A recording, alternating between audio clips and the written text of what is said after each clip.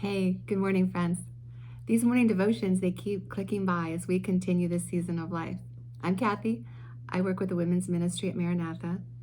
And if you're like me, and I think many of you are, we've experienced a wide range of thoughts and feelings during this season. So what do we do with them? I'm going to share a few verses that have really encouraged me that offer peace. And I'm going to start with a little illustration. A number of years ago, a friend and I were traveling overseas. We had very tight flight connections and we were going to a lot of different places. So we came up with the brilliant idea of just having a carry-on bag and one personal item. So I couldn't just pack away anything I was thinking about. I had to sort carefully. I had a pile of yes, no, and maybe. And eventually I ended up with a few items in this carry-on bag that I especially valued and thought would help me on the trip. I find I need to do that same thing with my mental suitcase right now. If I packed away and carried around everything that I'm thinking about during this season, I would not experience God's peace. So here's verses to go to. Colossians 3:15 and 16. And let the peace of Christ rule in your hearts, to which indeed you were called in one body, and be thankful. Let the word of Christ dwell in you richly, teaching and admonishing one another in all wisdom, singing psalms and hymns and spiritual songs with thankfulness in your hearts to God. It starts with letting the peace of Christ rule. Now, rule means umpire.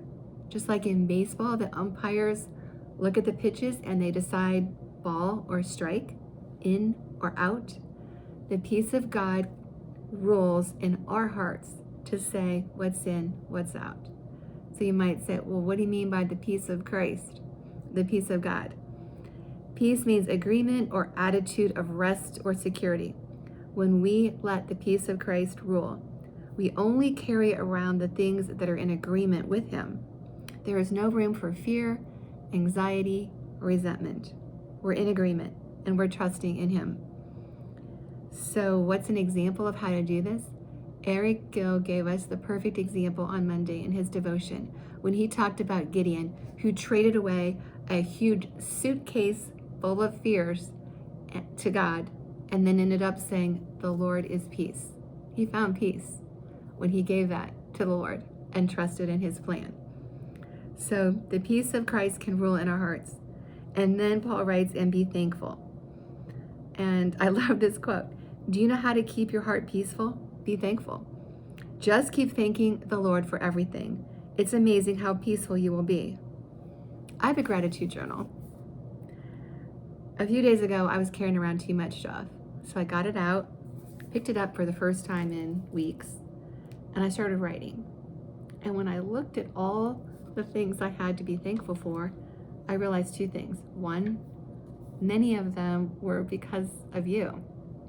Opportunities that I've had to serve, ways that I've been served, ways that I've seen one person encouraging another. So many blessings were tied to the people that I know.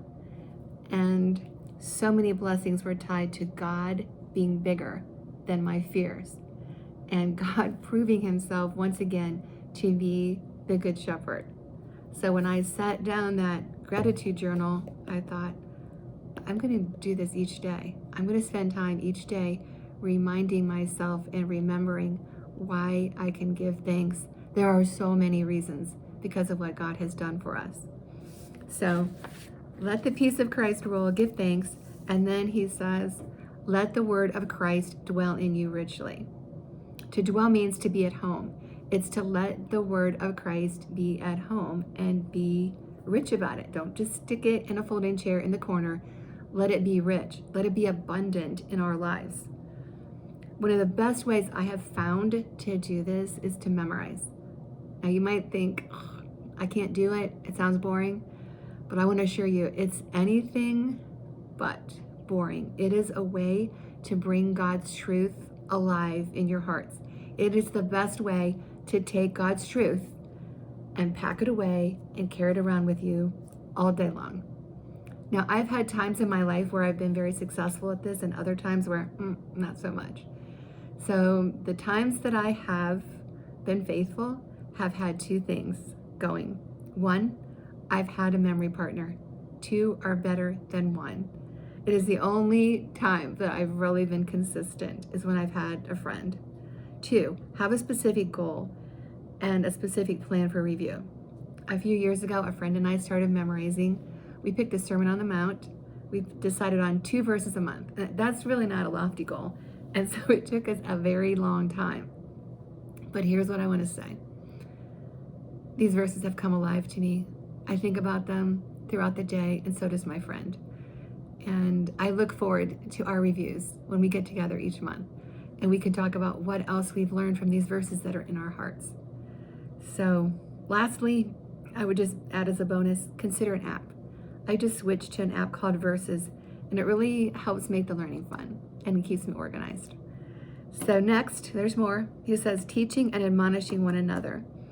If we are letting the word of Christ dwell in us, we will talk about it. We will be teaching, and we will be anxious to learn from others. That's what we do.